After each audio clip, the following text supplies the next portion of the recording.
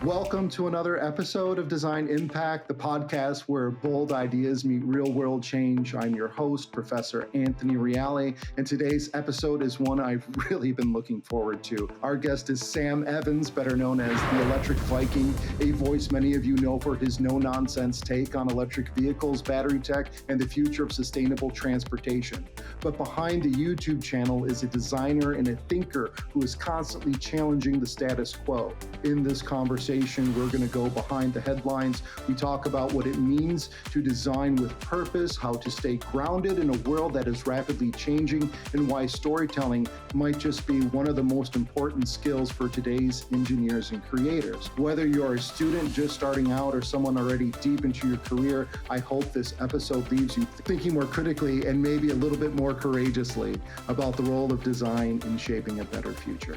Welcome, Sam. Thank you. Great to be here.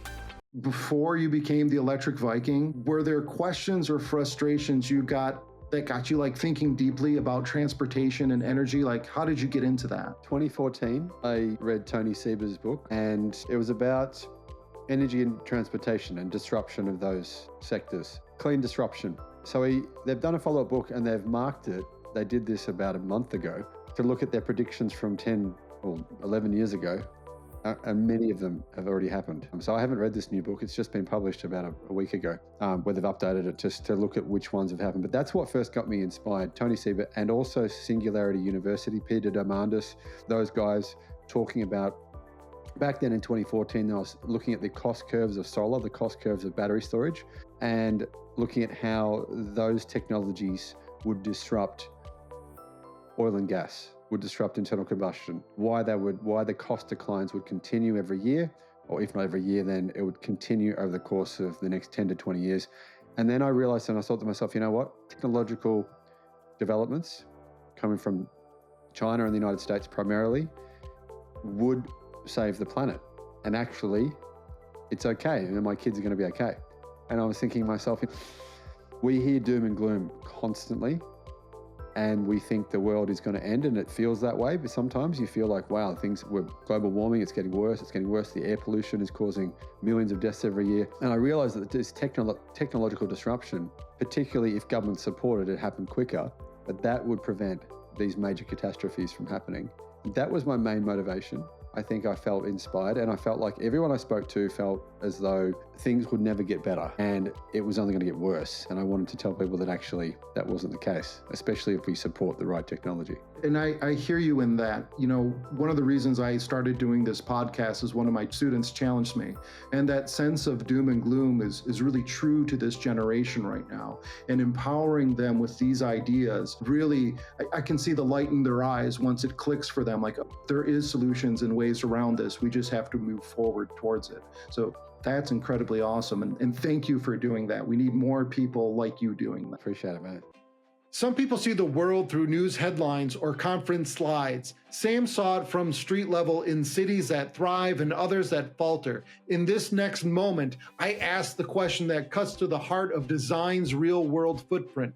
Because design isn't just about objects, it's about the consequences. And when good ideas are ignored or bad ones take root, the effect echoes through traffic systems, air quality, burned out workers, and broken trust. What did traveling reveal to you about real world impact of poor design or missed opportunities of good design? Well, I think when you travel, you see a lot of instances where there's mistakes that were made. For example, could be at a hotel, for example. You see good design in a hotel and you think, wow, this looks incredible. It might not cost any more money than the same hotel that was built with bad design. It was just the wrong strategy. And that applies to everything, doesn't it? It applies to the design of a car, the design of a home battery system. So in terms of traveling, I think most of my experience traveling has been, I traveled to the United States twice. I recently drove the Tesla Model 3 and the Cybertruck on full self-driving. So that was amazing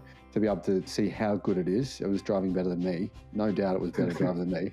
So the design there was incredible, right? They're getting that strategy to work. And China has been incredible as well, because the design of the road system in China, a lot of it's the improvements that they've made. You first look at the design of some of these roads and you think, what the hell is going on there? There's all this water in some places and roads going all the way all over the water, and you just think it's just a convoluted mess. It doesn't make sense.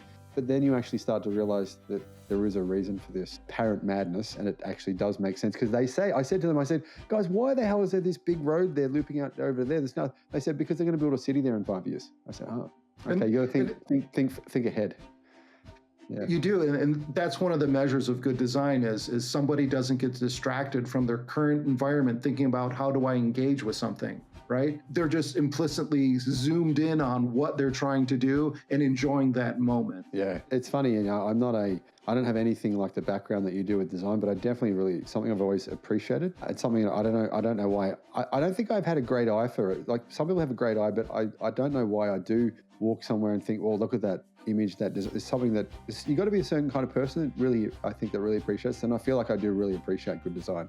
Yeah. Well, and I'm going to disagree with you for a moment. I feel like enjoying design is kind of like enjoying wine, right? You know what you like, and what you like is good, and it doesn't matter if someone else really likes it. But the fact that you're thinking and you're appreciating in those moments and developing that critical eye, I think that definitely influences how you create content when you decide an idea is good. And you do design a certain amount of battery discussion, right?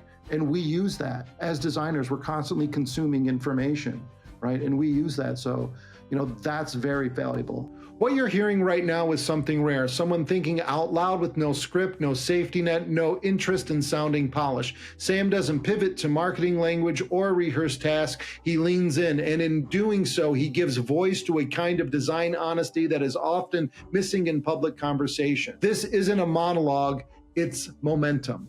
One of the things I think with design that's changed drastically is the car design, or the interior of a car, where they've gone from having 1,000 buttons, and in some cars you'd never even know what some of the buttons were. You're thinking, what's that? There's a dashboard full of buttons. I really like the fact that Tesla maybe went a bit too far, but I love the fact that they made the interior of a car much more minimalist and simple. So that's one thing I really appreciate, that Tesla led the industry into this, what I think is a much more sleek, minimalist design on the interior of cars, which is so much nicer. Now you're seeing these budget cars in China, $5,000, and they look good because they've embraced that kind of, that minimalist minimalist system, yeah. Well, and that's the thing about technology. As technology becomes more acceptable, better price at a lower volume, or more accessible, right? You can put those types of screens up. Before a flat screen was just an untenable cost, and now they're just ubiquitous. That makes sense, what you're saying. Yeah, we needed the functionality and the software ability to actually utilize it. Yeah. Every designer, creator, or thinker who tries to shift the paradigm eventually hits a wall: fatigue, doubt, the pull of compromise. So when I ask the question, what keeps Sam grounded, it's not just a personal question. It's a mirror for all of us working at the edges of what's possible. Because the deeper truth is, purpose isn't a slogan, it's a stabilizer. And for people pushing against inertia, it might be the only thing that keeps us moving forward. In the moments when you're thinking or feeling overwhelmed, what keeps you grounded in this bigger picture and why this work matters, right? Two things. I do feel overwhelmed more so in the last couple of years. One reason is because, of course, my wife has stage 4 incurable cancer. So that's been challenging to have two boys their age. When she got diagnosed, they were 6 and 9. So looking after the family situation, looking after someone and being a sole provider, moving states to it, moving to another part of the country, there's been a lot of challenges with that. And there's a lot of challenges with the hospital stuff and stuff that's kind of hard. Unless you're in this situation, you can't. So my anxiety has totally changed as a result of that, definitely gone up a lot, and lack of sleep. But secondly, anxiety does come from analysis paralysis. There are so many different news stories, and I would love to do 50 a day. Because there's so much happening with solar, with batteries, right? With, different countries getting rid of coal, different countries moving to electrification, moving to battery storage, and that disrupting oil and gas. It's just endless stories, and it's very difficult to decide which ones do you pick every day. And sometimes I just have to forget just go, okay, that game, bang, because otherwise it can be analysis paralysis, and you're not going to get the work done. Yeah. I always tell my students something, and it is more than 0%, right? If you get yourself to do something more than 0%, you're moving towards a certain direction. And I appreciate you sharing that and telling us, because making it real for them makes it real for us to understand. So greatly appreciated. Sam's journey just isn't emotional, it's intellectual. And now the conversation pivots. This next moment marks the transition from values to voltage, from personal grounding to the physical system that powers our lives. Because behind every EV battery and every grid update, there is a set of trade-offs and a deep well of design decisions most people never see. Let's nerd out. If you don't mind, I have to nerd out with you for a minute about battery tech, okay? So what are some of the most exciting battery chemistries being explored right now? Battery technology, it's incredible what's happening. There's going to be an explosion, isn't there, of the next 10 years. It's going to be absolutely insane. And which ones will win, which ones won't. It's going to be fascinating. What are you looking at? I live in Michigan, which is a cold climate. And what's really taking my interest are batteries that are going to work with me in the minus 20 degree Fahrenheit zones that I like to go to. And so the combination of these hybrid battery techs where there's, a little bit of traditional lithium and then some other ones that handle that cold better. And then even the blade batteries that are out there, the energy density, the rapidly charging ones that kind of have more. Yep. When you say blade batteries, I think people need to recognize the fact that it's not just BYD that makes blade batteries. It's their marketing terminology, the word blade, but the reality is that there's now numerous manufacturers that make thin blade batteries, essentially, that you could call a blade battery, which are probably technologically more advanced than BYD's blade battery, or at least their existing battery used in 99% of their cars. Now, of course, the new blade battery is a different story. It's much, much more technologically advanced, but there's two different ones. I'm sure you're aware of this. There's the higher energy density blade battery, which is not yet in any BYD cars and is meant to be coming. And then there's the existing new blade battery in the BYD Tang and the BYD Han.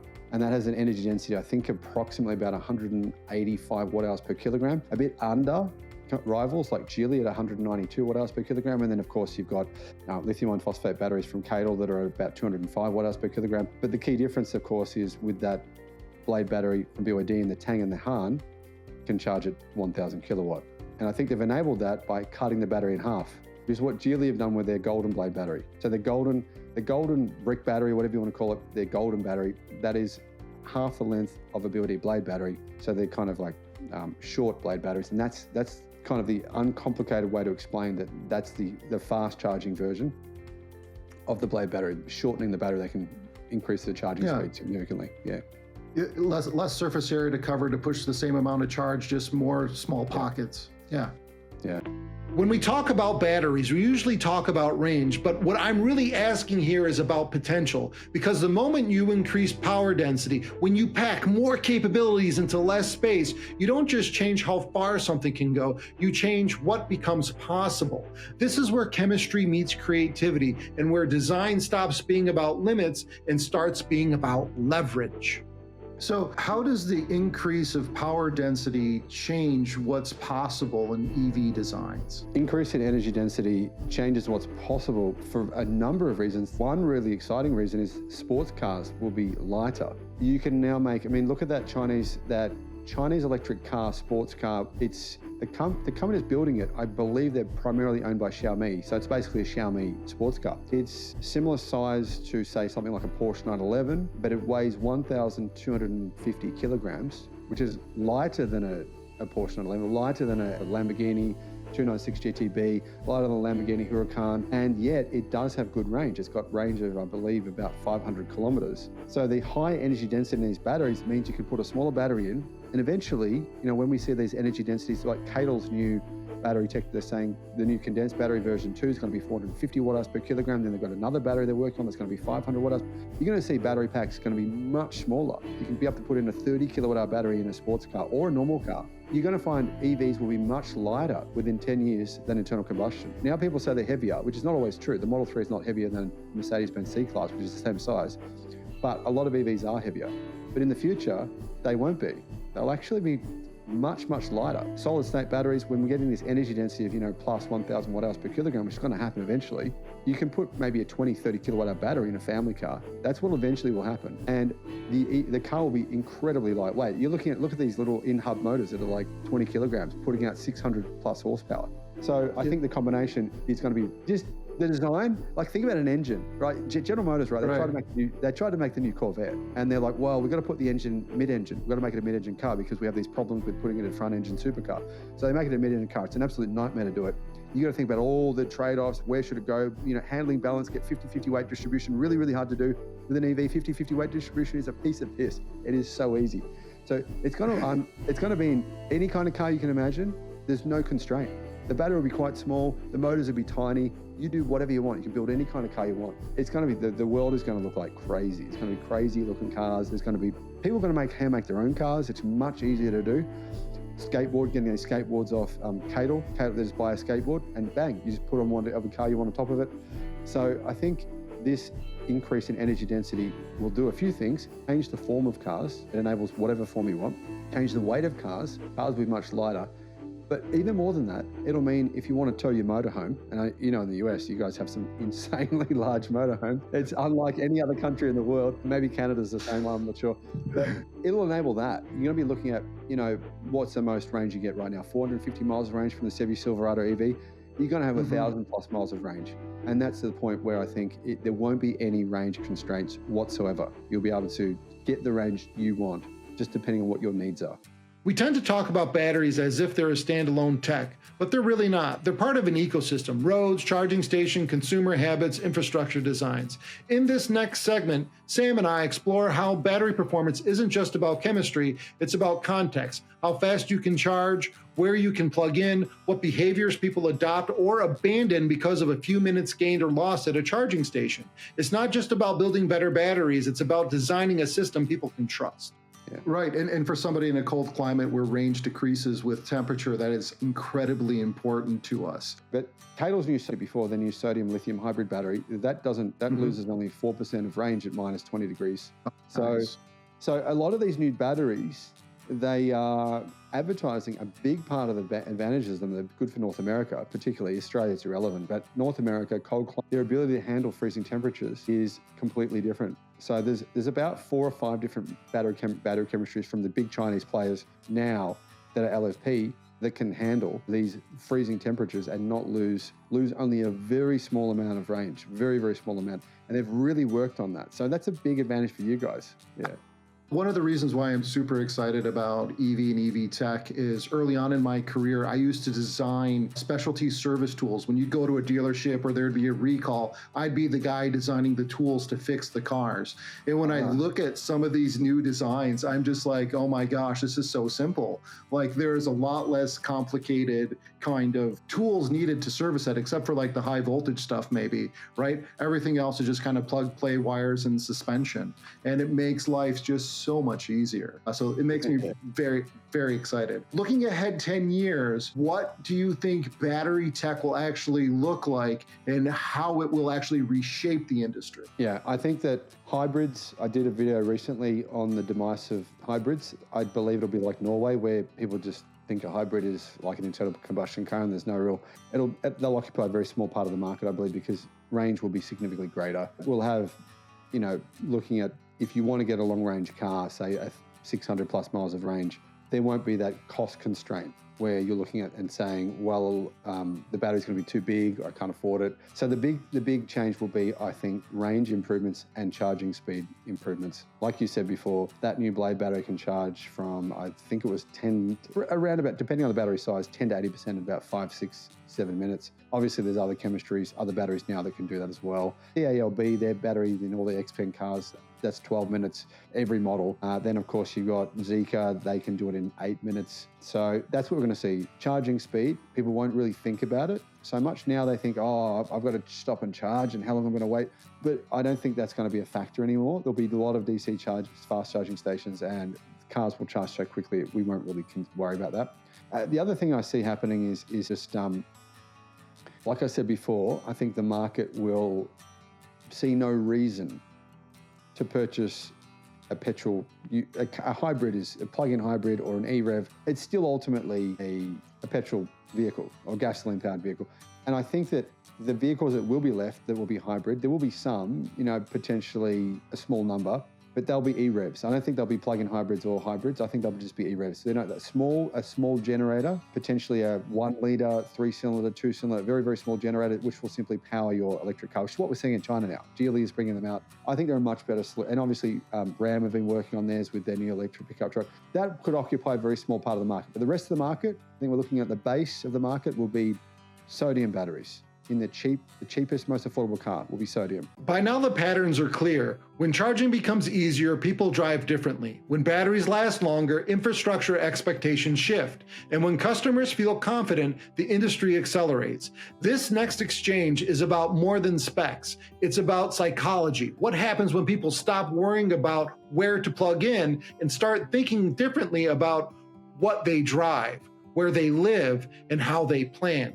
Design isn't shaping the battery, it's reshaping behavior. Sodium chemistry, can you just give just a little why it's so exciting in terms of just resource low? Sure. Right now, the cost for lithium iron phosphate batteries, which are the cheapest batteries in the world, is around $55 per kilowatt hour at the cell level, not the pack level. That's the cell level. They're saying that sodium will drop the price to approximately $10 per kilowatt hour. Meaning you could not manufacture in any country in the world an internal combustion car that would compete on price, even remotely. You couldn't. Mm-hmm. The cost difference would be like an engine might cost you, say, $3,000 or $4,000 to manufacture. The battery pack in your sodium-powered car might cost you $400. So the difference would be astronomical, and that's why Tony Seba is predicting $5,000 EVs, primarily for that reason. Of course, we can't guarantee that's going to happen, but it probably will, considering the CATL, the biggest battery company in the world, have a market. They're basically a monopoly, as the Chinese government have said.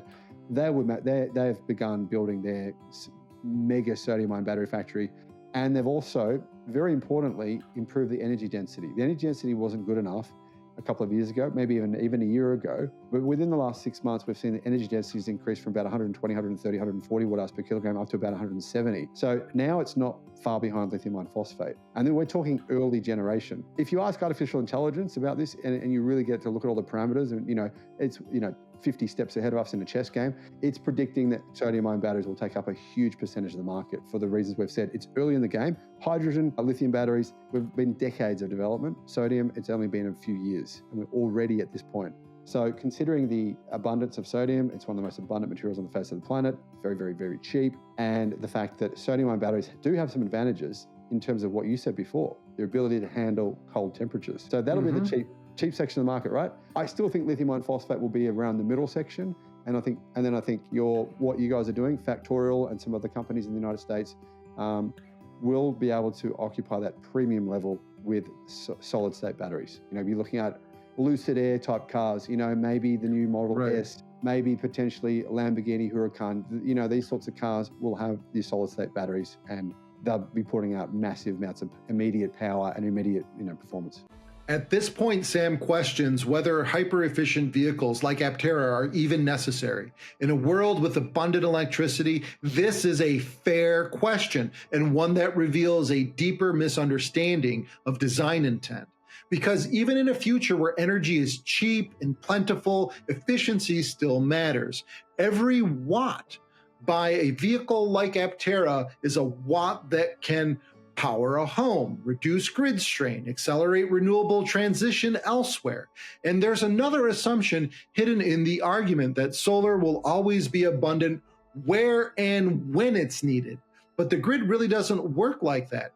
Even with surplus solar at noon, there's no guarantee every car will be parked near a charger at that exact moment. Aptera isn't about scarcity, it's about wisdom. It's about designing for uncertainty and thriving in it, treating energy as precious, not because we have to, but because we can. What would an ultra high efficiency vehicle like an Aptera become if battery tech keeps improving at this rate? Unnecessary. Yeah, it's a good point. You raise a really good point, because I love the Aptera car. I drove one of them. They're great. And I really want them to succeed. I think they're a fantastic company, but ultimately that concept makes sense if batteries are expensive. If they're not, doesn't really. Yeah. Okay. Yeah. So then if batteries are so cheap, right, the solar powered vehicle like Aptera represents something to you, or you're just like, we don't even need to put solar on a car anymore? No, you're right. And their solar panels, what the work they've done on them is incredible. I mean, the fact that they've come up with their own chemistry to enable those panels to be thin and to be flexible, and it's amazing what they've done. But unfortunately, the truth is they're going to use solar paint. Companies will just simply use solar paint if it's used. I'm not sure it's necessary, but I mean, if it's very, very cheap, which I think it eventually will be, obviously Mercedes-Benz is using that solar paint. I think that would be really the best solution because it's extremely lightweight, thin. It's easily applied, really, really easily applied. So that's what I see happening in the future. I think cars will have solar paint, like a solar thin film PV applied to the outside of the car. But the Aptera concept is great, but it's a little bit too labor intensive and expensive. And I don't think that's the future, but I love what they've done though. I hope it works. The truth is, the future won't be won by averages. It will be shaped by edge cases, by technologies that outperform when conditions aren't ideal. Sam returns to the question of efficiency and scale, doubling down on the idea that most vehicles don't need to be hyper efficient. And he is right. Most won't be, but some should be, because every system needs a leading edge. Hyper efficient vehicles aren't meant to replace every car on the road. It's meant to push the boundary of what's possible so that others can follow, adapt, and learn. This is the Formula One of energy efficiency. Like racing tech that eventually becomes standard braking systems, aerodynamics, even hybrid drivetrains. Vehicles like Aptera show us where design can go, and from there, it can trickle down. Innovation doesn't always look mainstream, and sometimes it looks like a wedge. I love coming up to a challenge like this. You're saying, hey, battery tech's going to go down, it's going to go cheaper, but that doesn't mean that grid infrastructure across country is going to improve to allow charging of all of these vehicles, like where everyone is currently living. Well, if you think about it, anywhere we have a lot of solar, we also waste a lot of power. We waste a huge amount of power because of the duck curve, the solar duck curve. We create all this power in the middle of the day when people aren't using it, and then it simply gets curtailed. And for people who don't know what that means, they just basically get rid of it. So really, if you think about vehicle to grid, and you guys are starting to utilize that in the United States, vehicle to grid potentially is this, I think it's part of the solution. People being essentially off grid. I mean, you're still on grid, but you're not really using the grid. And I think that a lot of experts think that's where we're headed. If people have their own solar and they're not wasting that solar, actually using it, and whether that goes into their car or into their home battery, then they won't potentially need to actually take all this extra power from the grid. What they can do though is put power into the grid. So the average person, say for example me, I consume far less power than I actually produce. Would consume probably on average 35% of my power is what I actually consume. So there is, in Australia, there's 4 million households. We have about 11 million households and 4 million of them have solar. So now we have this battery. I think of the 4 million households with solar, I think about 350,000 have batteries. So only a small percentage. But now the government has essentially subsidizing it to reduce the price by around 50%, meaning you can get a home battery now for literally about $5,000 US. It's a no-brainer, right? What you're doing is for the 3.5 million households that don't have a battery, you're making a battery so cheap, you're making the ability for them to produce their own power and be energy self-sufficient, cost them almost nothing. And that's a result of really cheap Chinese batteries have enabled that. I mean, if batteries were 50 grand, 40 grand, then that wouldn't be possible. But because of the decline in the constant decline in the cost of batteries, so that's going to continue to happen. With solar, the cost of solar will continue to fall. The cost of batteries continues to fall. And then what happens is government say, well, this is the solution. We don't need to build a fucking nuclear power plant because it's just insane. We can just enable people to create their own power. And then that's our solution. We don't need all this grid infrastructure. We're spending billions of dollars on this infrastructure. We actually don't need it. All we need to do is provide people with the ability to create their own power. What makes this conversation so rare is the tone, measured, optimistic, and grounded in lived experiences. But optimism isn't the absence of problems, it's the refusal to stop stop at them. As the conversation continues, I bring in the American context, highlighting the friction between ambition and reality. Sam listens, then builds. What follows isn't a rebuttal, but a reframing. Because the future of clean energy won't be solved by one country's policy or one breakthrough battery. It's a system problem, and it demands a systems mindset. This moment reminds us optimism doesn't ignore the grid, it interrogates it. I love your practical and optimistic outlook on this type of thing. Some of the challenges we receive here in the States is like right now, like when we go to put solar on our house, like the guy selling the solar, because I've had lots of quotes come out, they will cap it at what they think my energy usage will be. So they won't allow me to produce more than what I could push back into the grid, because the electric company is like, if you're going to do that, you either have to be severed from us and you can't participate on our network of cables. So, because essentially you're taking a bite of their sandwich and they're saying, hey, we like everything we have currently. And so that's one of the things we fight against in terms of going. What happens when the United States sees almost all of the Western world doing that except them? It kind of makes them look like they're in the dark ages, right? It does. But, we haven't gotten there on healthcare yet either. So it doesn't mean it's not going to happen. It's just the reality. In this next exchange, the focus tightens around pressure points, energy policy, global economics, and the hard math behind clean infrastructure. Sam doesn't sugarcoat it. Without affordable, scalable battery technologies, the US can't remain competitive. And I drill into the real-world implications of how pricing, investment, and regulation shape innovation as much as chemistry ever could. This is the edge of the conversation where the belief meets bottom line, and the stakes could not be higher. I think it will, because if you even though you're trying to block Chinese batteries and Chinese solar, there's still the critical mass point where you double the amount of production, and it will contribute to continual cost declines. So even though, you've still got all these battery factories, but if you look at all the battery factories in the United States, put them all together, all the planned ones, and you can look at their output, it's far more than, imagine if every single every car in the United States, let's assume they were all EVs. Every single one of them, it's all 16 million every year. So you're selling about 16 million cars a year. If by 2030, you said, okay, all 16 million cars, we need enough batteries for every single one of them, you would still have 60% left over. There is so many battery factories being planned. Now the Trump administration could cancel this, but there are so many that, when I last checked, you had massive overcapacity. And if you're building out that many batteries, and if that does happen, the cost for those batteries will decline enormously because of the scale. And then I think that might encourage this whole energy storage market. Plus, remember, if people have an EV, they want to be, and they have vehicle to grid capacity, right? We know Teslas have them inbuilt in them. We've tested it here in Australia. Teslas are capable of it. In fact, pretty much all EVs, if you use SIG Energy's battery system, you can use DC charging on your EV at home, DC to DC, and you can charge your EV at up to 22 kilowatt at home. If you've got an EV and you've got a massive battery, why would you want to use the grid? Why would you want to pay when you don't have to?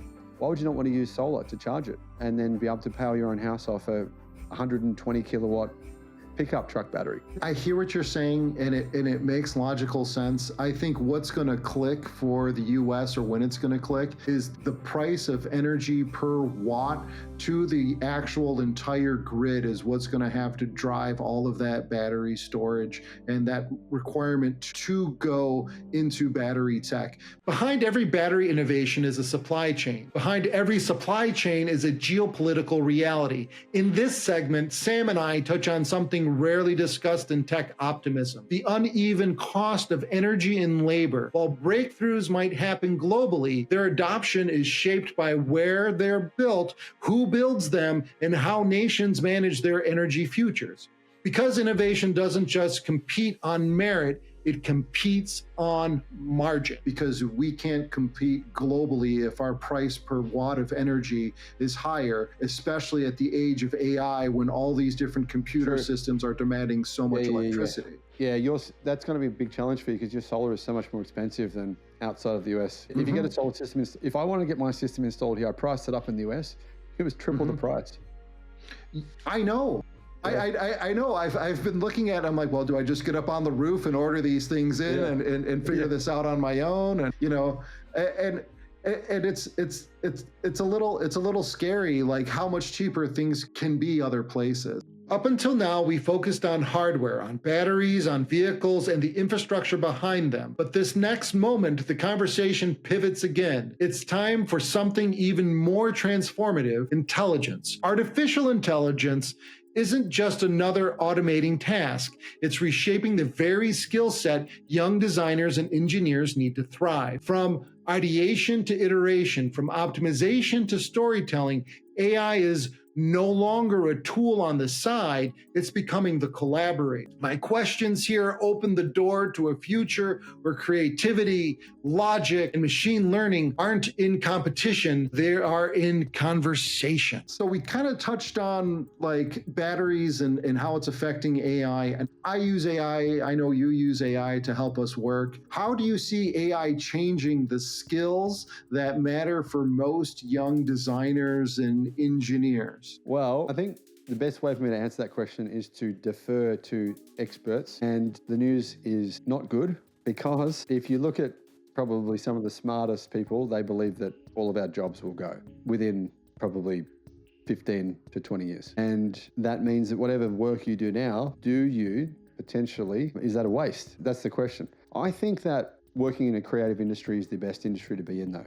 I think that artificial intelligence will take jobs that are medical jobs, lawyer jobs, engineering jobs before it'll take creative industry jobs. I think that'll happen a lot later.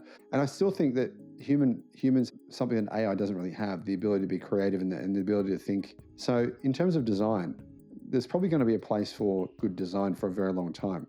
Whereas other industries, if you think about it, you need a solution to an engineering problem. There isn't really an advantage that a human has over artificial intelligence. There isn't really an advantage. Think about it. We're going to look back in 50 years and say, remember when human beings used to do surgery on people? Wasn't that crazy? Remember that? That was the dark ages. Can't believe someone stuck a knife in me with their shaky hand. Yeah. But I think with design, it's a bit different. I don't know that. I don't know if it's a case where humans have ability to see things in a way that I don't think machines do. So that could be different. Well, and I hear you when you say that.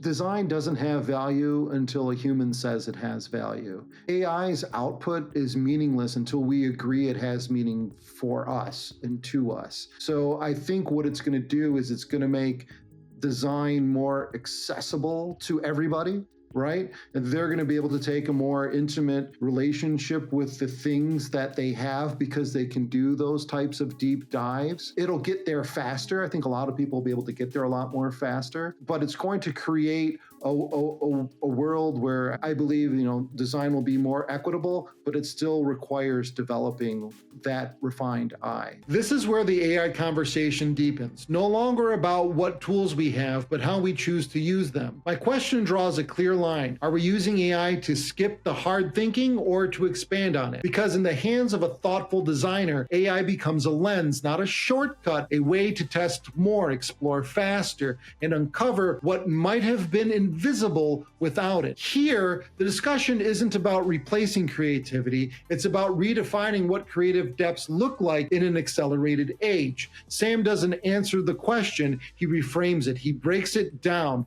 What is meant to pair human intuition with machine learning, how judgment, context, and lived experience still hold value, especially when automation becomes the norm. The deeper we get, the more it becomes clear AI is not the threat, complacency is. What do you think the difference is between using AI to shortcut work or using it to deepen your thinking? Yeah, what's the difference between the two? Are you saying, do I think one's better than the other, or? So, for example, we can use AI, we can ask it, how many ping pong balls fill a 747, right?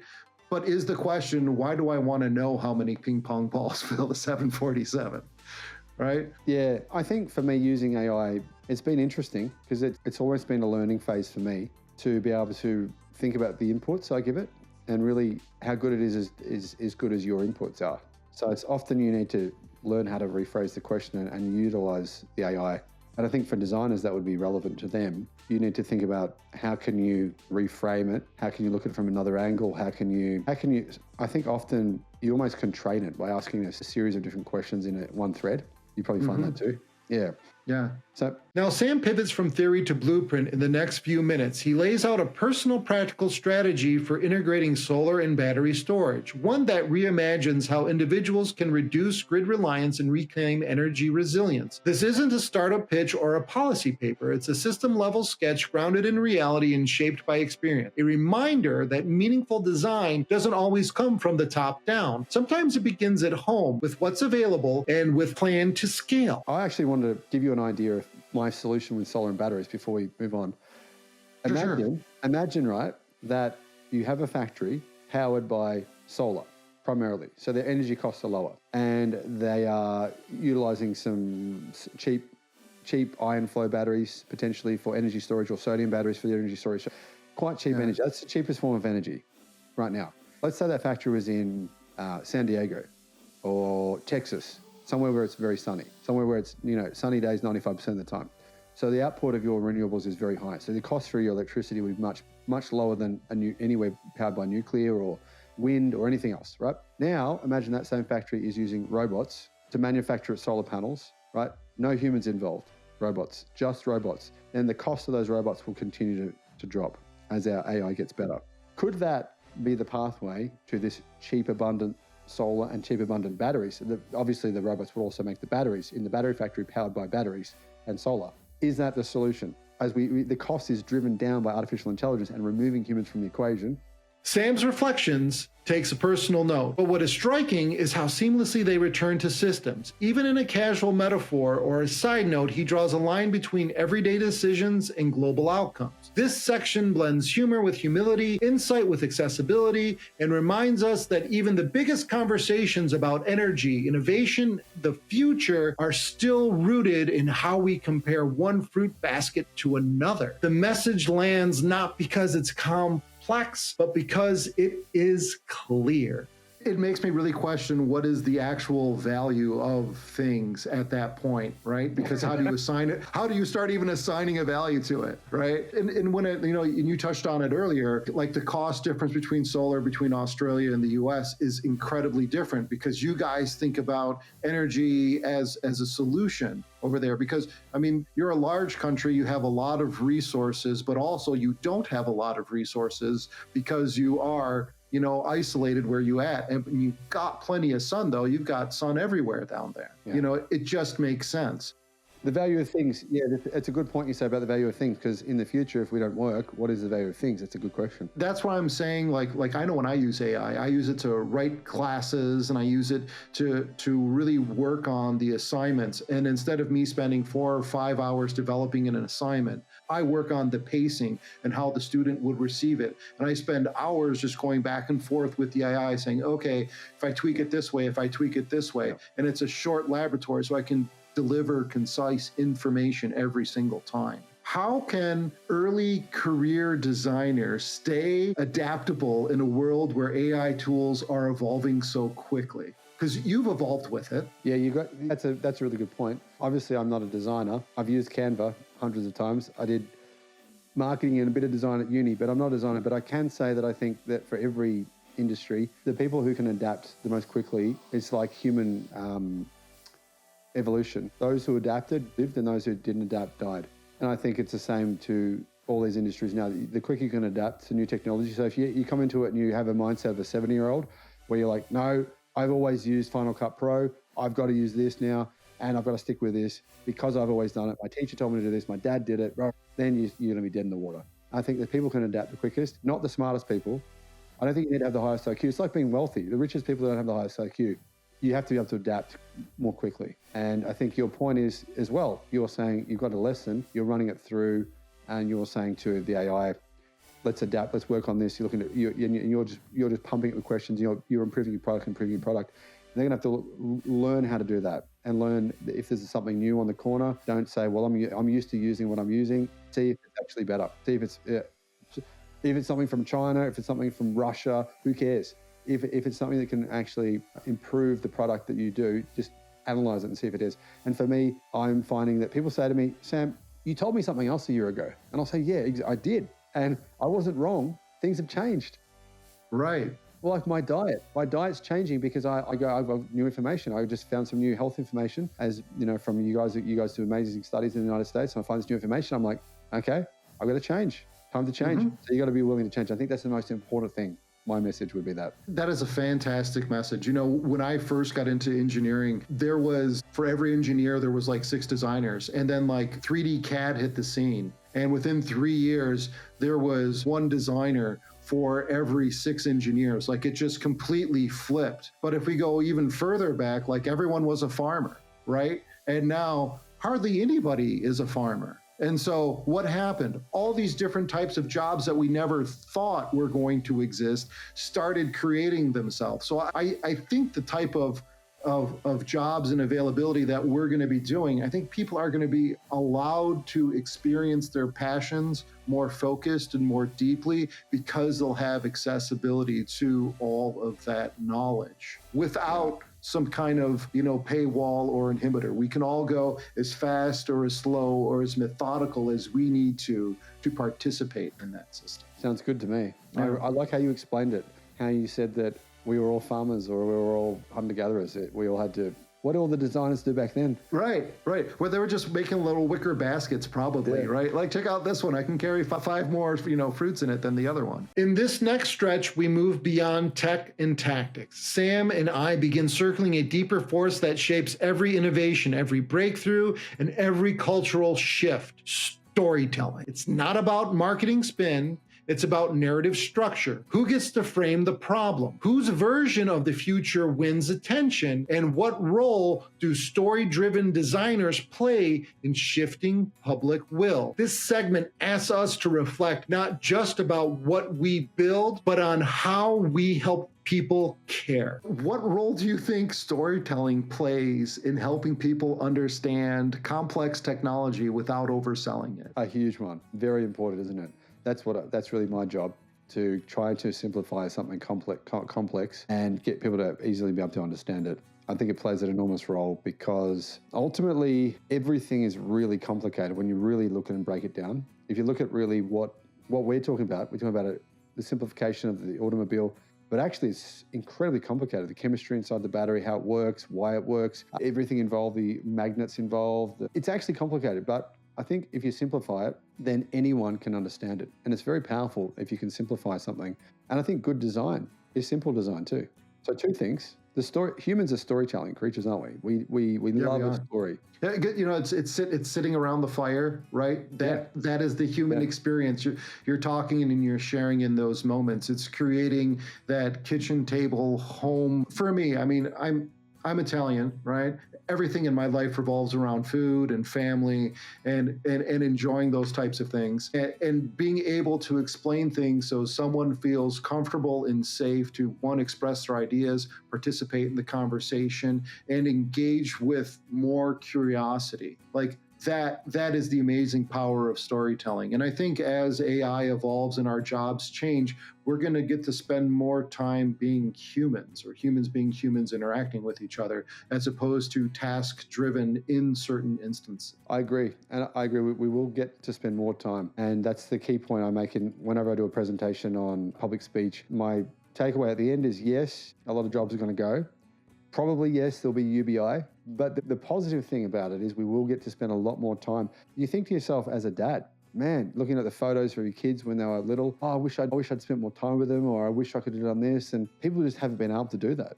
So that's the big positive.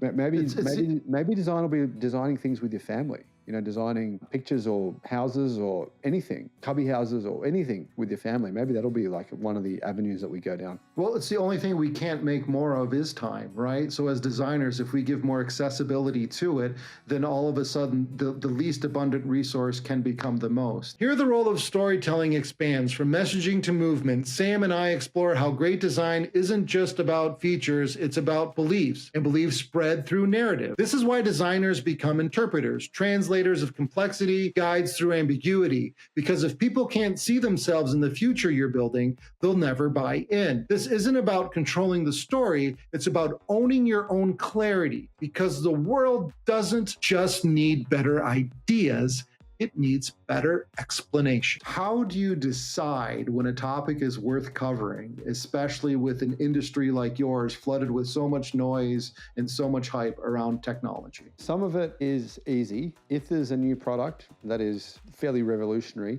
and I know that people want to know about it, so either it's fairly revolutionary as in a new battery chemistry and it's not just a new one from some obscure company, but it's a mainstream company. We know it's going to hit cars. That's important. That's easy. New cars, an existing car model, let's say it's a new Tesla Model Y. We know people want to know about that. There's people going to buy that car. Are they going to consider, they're going to consider buying it? Those ones are easy. They pop up in your feed and you go, oh, easy one. The hard ones are when it comes to things that are the maybes. And there's hundreds. Like right now on my computer, I have probably 300 tabs open. And that's all. They're all stories that I want to share. Sure. It is quite challenging. And I think probably part of it would be emotional. Part of it would be like, hey, I emotionally feel like this is a good story. This is about how Pakistan has changed it's enabled energy independence for millions of people who couldn't afford it by using solar. To me, that's a fairly life-changing story. And I think the emotion behind that makes it easy. But there's a few different parameters that I would look at. I like to be able to not just focus on a daily basis on just electric cars. I like to add in something there to get people to say, hey, energy, that's important. Solar is important. Batteries are important. Getting away from coal, getting away from fossil fuels. So something to kind of keep people to say, hey, this is not just about cars, not just about batteries.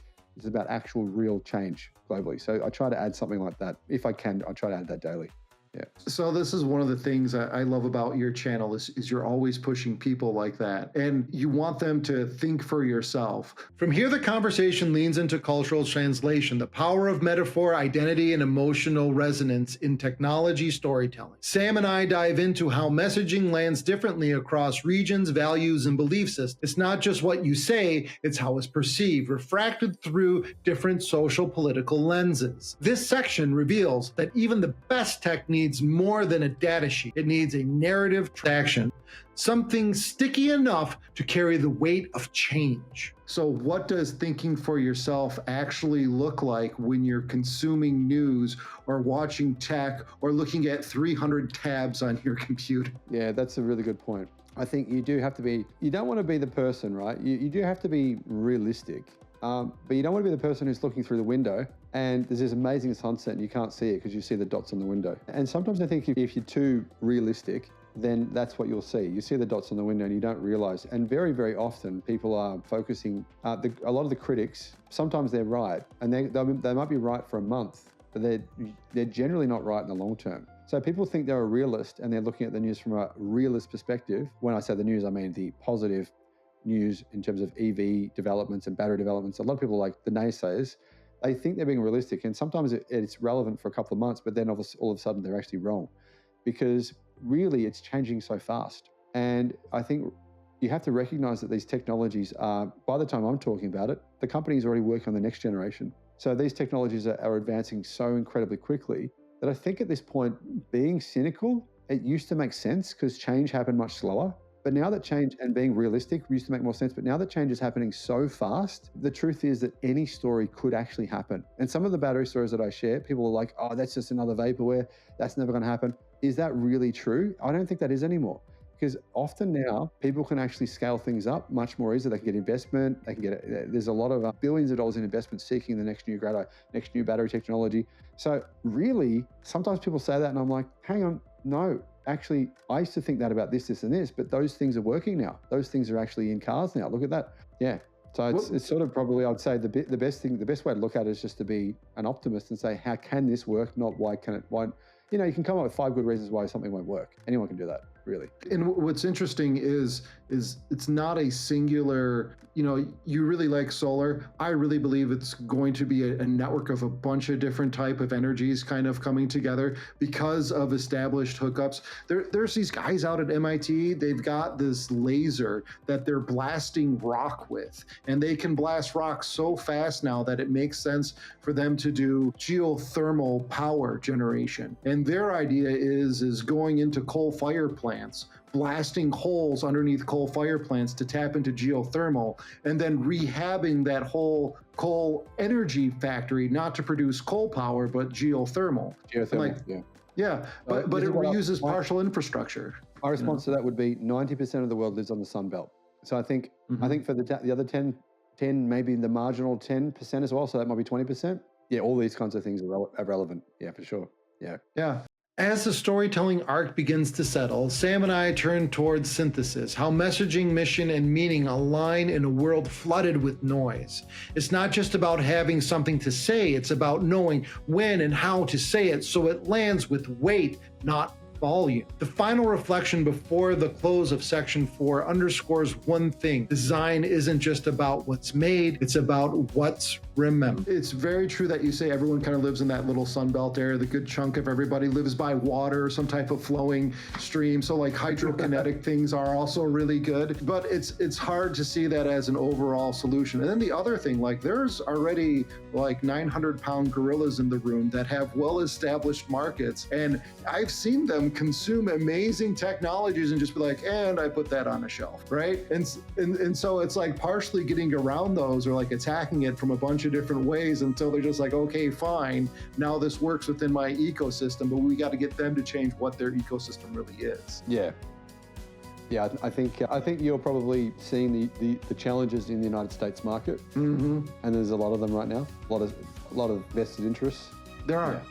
Yeah. This segment isn't a summary. It's a call to attention. A reminder that the work of designing, building, and storytelling is never finished. It's maintained. And that's what this conversation has ultimately shown. Not a roadmap, but a rhythm, a way of rethinking that holds both clarity and complexity in the same breath. The world is full of marketing. What advice would you give to students about learning to spot the truth and trusting their own judgment? Yeah, this is a big issue because there's millions of YouTube videos that are completely false, news articles that are completely false, and it's extremely frustrating because I get people email me this stuff, which just to waste my time, saying, look at this, and it's just garbage, just clearly false nonsense. And I don't have the time to answer them and say, mate, this is fake. And there's news channels about China on YouTube, about different things where the majority of the information there is complete bullshit. But they're being watched by millions of viewers. And I'm talking millions of viewers, where these people are saying claims like this company's, the end of the industry, China's about to be bankrupt, all these crazy things. It is difficult probably for people to find truth from fact, but I think that most channels without a face on them are harder to, probably less likely to trust the information. It's often they're AI driven. A lot of people are starting channels and news websites as well without an actual face to them. That's one way I think is a little easier. But ultimately, I think if you have a narrative, you're more likely to be trying to sell that narrative. Like if you're anti-EV, you have a narrative to say why they won't work, why internal combustion's better. If you're pro-EV, like me, you probably have a narrative to say why they will work. But ultimately, I think if you watch, say, a few videos from that channel, you can probably establish whether or not some of the stuff they say is completely nonsensical. And then that can give you an idea of whether or not that channel or that news source is actually telling the truth. I think if you're general news media and your advertisers are clearly part of your business model, then your vested interest is to say what they want you to say. For me personally, I don't even know who advertises on my channel. I wouldn't have a clue. I've never even watched any of my ads ever. I have YouTube Premium, so I don't watch the ads. So I've got no idea. So I can't possibly benefit because I don't know who's doing it. So obviously the big channels in Australia in particular, the big media channels, they are owned by people with vested interests. Many of them are. Channel 7, for example, they were one of the biggest news channels in Australia, and the owner has massive vested interest in fossil fuel companies.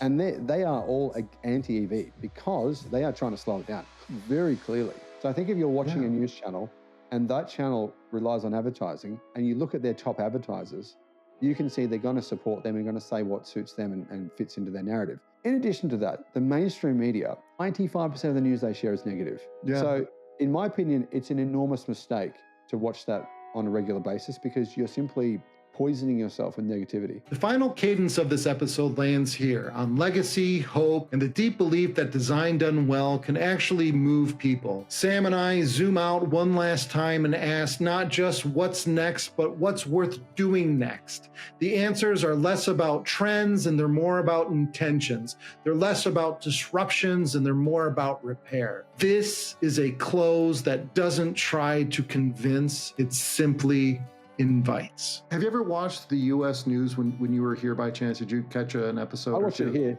occasionally, but not often. Only if it's to analyze something that someone else showed me or something, because it's kind of a waste of time, I think. American news is very much, they say what they're going to talk about, but they don't tell you what it's going to be, and then they repeat it for the next half hour and 40 minutes. The news should take about 5 to 10 minutes for them to get through. And it takes them like an hour to get through it. And like when I go to visit my family in Italy, like the Italian news are just like, it's at the top of the hour, boom, here you go. Here's 10 minutes of what it is when we're moving on to things you actually want to focus in on. And so like there's this social disconnect in how they're programming and hyping people up and just gaslighting in the way they deliver the content that I don't think is really useful if you're looking for different type of truths where, you know, we're trying to have an honest conversation and move forward. Well, I'm trying to have an honest conversation and move forward the idea of green technologies the best way possible. I'll let you say what you're trying to do, right?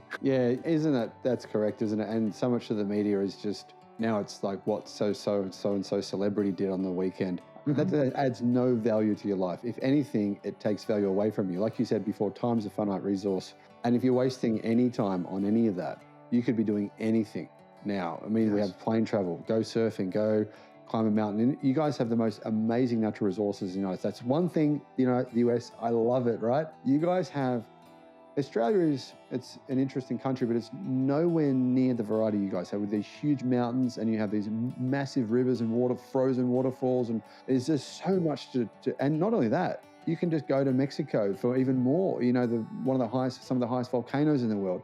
Then you've got Canada and Alaska, and there's just like endless exploration. So I think instead of wasting time on that, focus on your future exploration, focus on your future. If you're old, just go on and you don't want to do anything physical, you can still go on one of these cruises and you can see all these different ports. And to me, I think, why waste time on bullshit, which is what the news mostly is. Oh my gosh, thank you for that. With the roles reversed, Sam takes the mic and turns a spotlight on me. What follows is less of an interview and more of a reveal of values, upbringing, and motivations that drive a professor of design to engage so deeply with energy, equity, and a system that shapes our future. In a world that often spotlights founders and futurists, this moment reminds us that people shaping tomorrow also teach today. Is there anything else you'd like to ask me before we wrap up, or any questions you'd like to?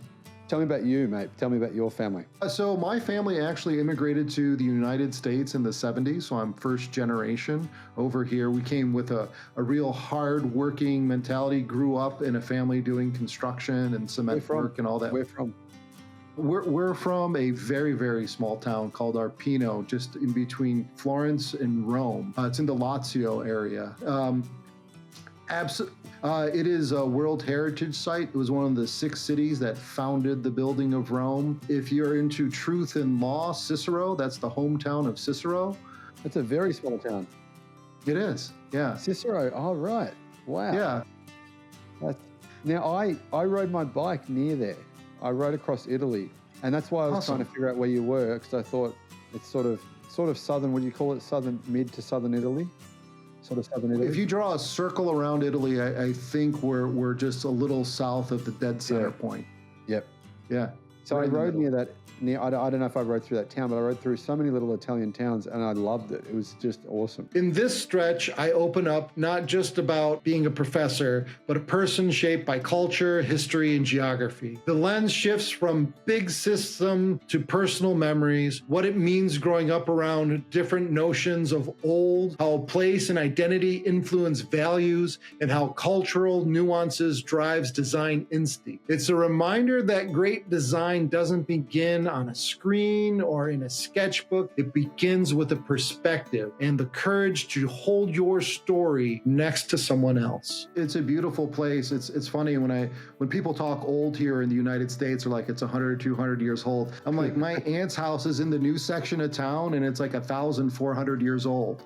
And I'm like, and it's in the new section, right? And you're just like, what? And the impact of that architecture and design on people's thinking, like even when they build their houses to today, they're like, hey, yeah, that's a 1,000-year-old house. They'll take time to create structures that last. Whereas here, we're sticks and asphalt shingles and a good wind blows it all down. And what's the value to society in creating home and housing that does that versus one that is, essentially timeless? Oh, man, and I 100% agree with that. So often you see houses and structures designed, especially modern ones in Australia and in other countries, but I see them a lot here in Australia. And I think, what is that ugly monstrosity? Looks plastic. There's 6 different colors on that design. And you go to Italy and these towns look incredible. They don't have to have that. And like you said, the buildings have been there for 1,000 years, kind of proving what works. And because people were building, structures out of the materials that they have.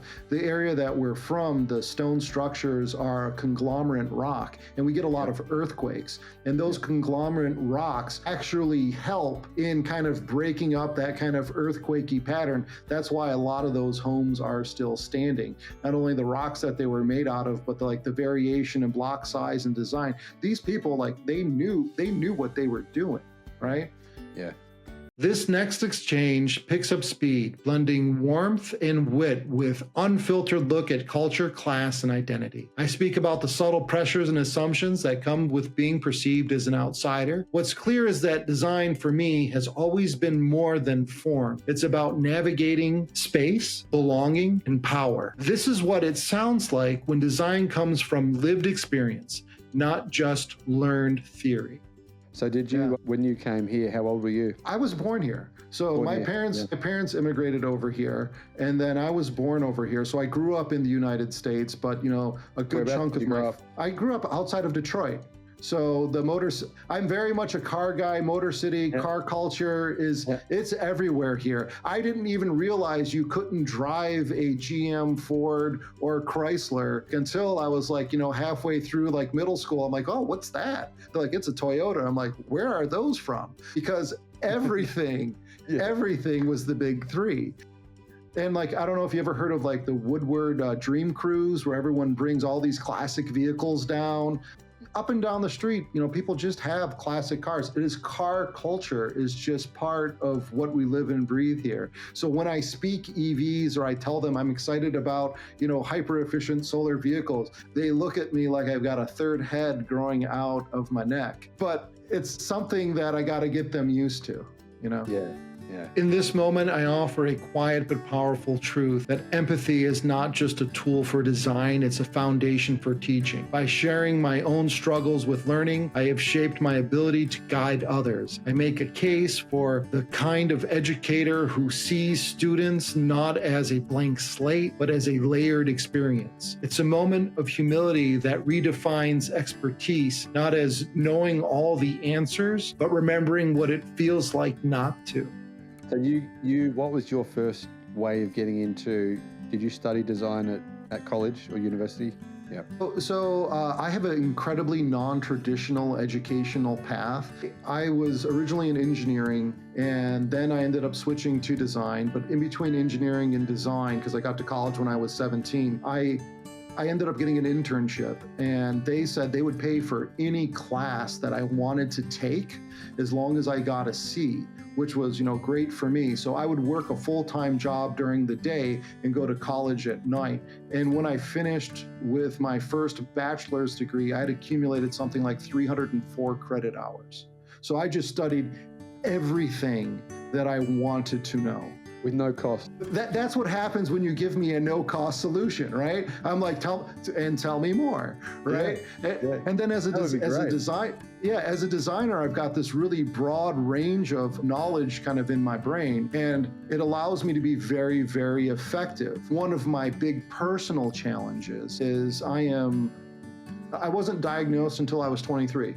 dyslexic, partially dysgraphic. Like reading and writing is an exceptionally huge challenge for me. Filling in bubble tests in a row, incredibly a huge challenging for me. So bad that when I got to college and I hand wrote my entrance exam, I tested into English for non-native speakers. And when the teacher read, we went around the room, she's like, okay, everybody introduce yourself. And she got to me and she's like, and what's your name? I'm like, my name's Anthony. And she's like, and how long have you been speaking English? I'm like, my entire life. And she's like, and why are you in this class? And I'm like, because they said I had to take it. And she's like, let me go pull your handwritten, because at the time it was a handwritten essay, right? And she's like, can you read this to me? And I read it normal. She goes, why does it look like it's written by several different people? And I'm like, well, when my brain starts to crash, I have to change my font so I can remember how to draw the words, because I don't come from a place where I actually spell, I draw words. So I have to operate differently. There wasn't spell check or anything like that I could use, right? You just kind of had to push through. I've used a lot of brute force to get myself to where I've gotten. In this section, I zoom out to reflect on legacy, not as a fixed destination, but as a slow accumulation of impact over time. I speak about the role of education, not just in shaping skill, but in shaping character. What emerges is a picture of teaching as stewardship, of guiding students through complexity with both urgency and care. It's not about celebrating a resume. It's about honoring the kind of presence that builds up others without needing to be seen. But that also, like, I'm okay with changing. I'm okay with learning. I'm okay with creating different pathways to get there, because, you know, I can't wait for the world to conform to the way that I understand and learn. So I'm going to be dynamic. And so it has made me a good designer. I will say I am a better teacher than I am a designer, because I can empathize with understanding, not understanding. I think that the way you've delivered a lot of what you've said today proves your point. You're very good at teaching things. Absolutely, I can see that. So I think for your students, they're lucky to have you, mate. Absolutely.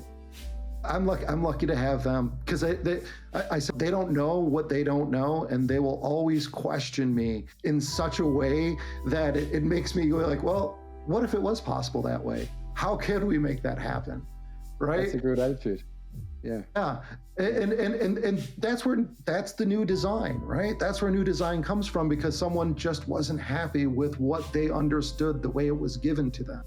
A weird story just popped into my head when I worked for a building company for about 2 years after I finished high school. And at one job we went to, a guy was building a house. It was a 3-story house. Had all these weird window sizes, weirdest ones I've ever seen in my life. Some of the windows were like, maybe I think they were about 14, 15 feet high. And it was kind of a normal house, but it just had these weird room sizes and window sizes. And I thought, why do people not do this more often? We follow these norms all the time where we kind of copy. How do they do it? Oh, okay, that's the right size. Okay, let's do it that way. I discovered it was cost, but I love the fact that these people had gone and done something completely different. And it always stuck with me. And the guy said to me at the time, function follows form, or form, that whole phrase. Yeah. Yeah. And I remember thinking, oh, that's fascinating. And I'm not a designer, but it always stuck with me, this house that this guy was building. I loved it. It was just the most cool house I've ever seen. Well, creativity and being resourceful go hand in hand. When my dad, he built our house, because he was a construction worker. And in our hallway, there was these 2 by 6 inch by 6 inch parquet tiles. But they were originally 1 foot by 1 foot, but they were a bunch of damaged tiles that he had bought. And he says, well, these were all broken, but if I cut them by 6 inches by 6 inches, I've got plenty of tiles at a quarter of the price, and I can put all of these down the hallway, right? So it's using those materials as effectively as possible, where you come up, and if you look at it, it was a beautiful floor, and you would never know that those were supposed to be 1 foot tiles. And we see that. We see that in innovation. We see that when we look at the stuff that we personally like to do. Here, the conversation comes full circle. I connect personal history with professional philosophy, how my values have shaped not only the work that I do, but how I mentor the next generation to carry it forward. It's less about designing objects and more about designing conditions, environments where students can build confidence, curiosity, and clarity. This isn't the end of the conversation. It's an opening for a longer one about the role of educators as a catalyst and the ripple effect of making space for others. When I've had so many jobs, like there's no such thing as work that I am ashamed of. Because any job I've done like 100% honestly, so I've worked at Starbucks when I needed, Starbucks money and insurance. I've worked as a construction laborer. I've been a teacher. I've been a designer and an engineer. I've worked as a painter, and all of those things, put you on that type of path. Currently, I'm working with a regenerative farm 2 days a week over the summer, while I'm off classes right now, in creating helping them with their regenerative path and their agricultural needs. And it is allowing me a moment, one, to reconnect to things that I love. Like I love plants. I absolutely adore following people that are creating seeds and like food production type stuff. I think that's wonderful. And then helping to rebuild and redesign all of this like soil that needs regeneration is really interesting to me. What it allows me to do is to then look at this from a perspective, not only like, where does my food come from? Why does my food come from there? How do I make it better? And then how do I make all of my discoveries more accessible to people in this community? Because it's an underserved community. Farmers got time to farm. They don't got time to figure things out. And anyone that can help them get there faster, cleaner, and more effective is definitely something that needs to be there. But that's the designer, right? That is the designer way. You lose yourself in the process. You make discoveries along the way, and then you teach once you get there. Speaking of farmers, I've got to tell you the story that I've been actually just made a video on today. It's about farmers. They've tested the soil underneath solar panels, and they find that often the crops and grass grow better underneath solar panels. Some people critique these solar farms on farming land, but actually it improves yield rather than the opposite. Well, because it's funny, you say most people live on the Sun Belt, and the Sun Belt is incredibly harsh environment for things to be growing on. If you even look at, let's say, blueberries grown in Peru versus blueberries grown in the United States, due to the higher altitude and their access to those type of light rays, the levels of antioxidants in them is significantly higher than those grown at its native level. So that's the plant responding, in a different way. I have a greenhouse and stuff. The lettuce I grow in shaded areas. It tastes better and it thrives better. Right? Yeah. Things were meant to grow in different shaded environments and mid-level food forests. There's a lot of different stuff. So that is awesome. That is absolutely awesome that they're finding that. Just sort of add that random information at the end. Mate, no, I love it. Really good to meet you. Hopefully one day we can catch up in the US or in Australia. If you're here, come say hi. Well, that'd be fantastic. Now I do have to tell you, if you make it to Rockhampton, Australia, there's an outdoor audio system by the water. That's one of the designs I worked on. If you actually want to see some of the stuff, that's part of my smart city stuff that I've worked on. So I've made it some things. I've made it down to you. By the water. Yeah. By the water, with all the little blue lights on it. Yeah. Cool. Did you come to Australia? No. I never get to see where my stuff goes. They would lock me up and make me work in a room now. You designed it and then they thought, they install it. Yeah. There is a lot of amazing stuff that comes out of the United States. In the final minutes, what lingers isn't complexity of topics, but the clarity of purpose. Sam and I bring all back to the core of how design, dialogue, and discipline creates momentum, not just for products, but for people. There's no mic drop here, no final pinch, just shared recognition that the work continues and that it matters, because the best conversations don't end, they resonate. I've said this often, I think you guys have more of an entrepreneur culture than anywhere else in the world. I think that's what drives the fact that America has more successful companies than any other country. You a lot of the time, I think, for example, especially in places like California and other emerging sort of Silicon Valley type areas, when people say, what do you do? The ideal job is not to say, I'm a lawyer or a doctor. It's to say, I'm an entrepreneur. I'm creating this technology. I'm creating this business. That's one of the things that I really love about the US, that culture. I think the immigrant story really plays into that, because you have to think it took a person who was willing to leave their country and their comfort zone to come across and do something different. Yeah. And that type of personality generates its own momentum. And I agree with you, that is woven within the culture of the United States in a positive way. So I'm going to do a little outro, if that's okay with you.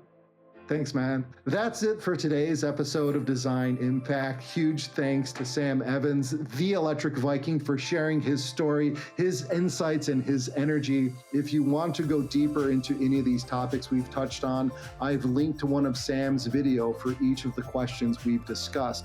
You'll find them in the show notes or on our website. It's a rare chance to see how ideas evolve, not just into conversation, but over time. As always, thank you for listening. If you found value in today's episode, share this with somebody who's passionate about design, sustainability, or just thinking for themselves. Until next time, I'm Professor Anthony Reale. That's Sam Evans, the Electric Viking. Keep asking better questions, keep designing with impact, and keep thinking forward. Sam, thank you so much. Oh man, thank you. See you, buddy. Bye. For those of you that made it all the way to the end, thank you so much. Like and subscribe if you'd like to see more, so it shows up on your feed. I'm going to keep making this stuff so I can assign it for homework, so don't worry about that part. Just so you know, just to do the narration portions, it took me over 125 takes, because reading words is hard.